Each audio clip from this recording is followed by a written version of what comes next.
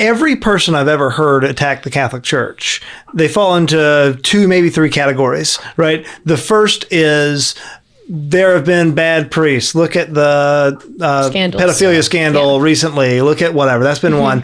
The other is some version of sola scriptura. Where's that in the Bible? They give all these. And great news. There's an answer for every where's that in the Bible question. Every single one of them. And the third one is some version of I don't like what the church teaches about X, Y, or Z, right? I am yet to hear, and I've been pretty heavy digging into apologetics and listening to there's some brilliant apologists out there for the Protestants, right? They're brilliant.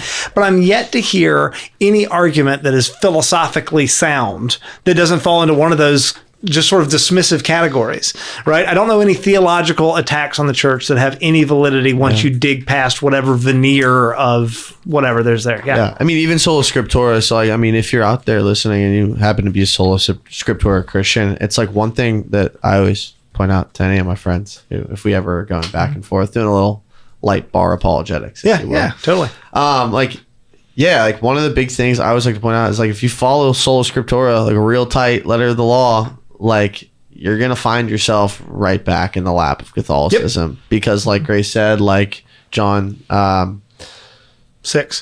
Thank you. I'm not great with scripture, so there you go. It says gnaw on my flesh. Yeah, people said nah, deuces, bye. And he says it like what 4 times, repeatedly, and everybody leaves, and he's like, "Okay, you guys gonna leave too?" Because I said it. Not even just that, he turns to the apostles and he says, "Will you also leave?" Right.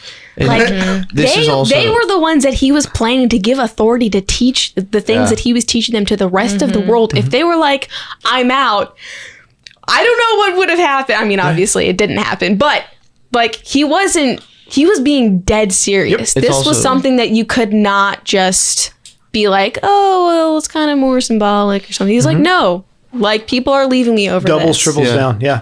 And for reference too, like John was a very symbolic book. It's like of the like 4 gospels, it's like the non-synoptic gospel. It's like kind of more out there. It's more artistic, if you will. It's not necessarily chronological. If you look at the like, I think it shows him flipping the tables in the temple like early in the gospel rather than at the end where we see it in the synoptic one. So it has more of this artistic feel to it, where it was almost like John felt like he needed to say the things that hadn't been said yet because they say that his gospel is most likely the last one written. Well, and I've heard that as an attack on the faith too, where there's, you always hear that, well, it's all metaphorical. It's a parable. It's like when he says, "I am the tree of life. I am the whatever."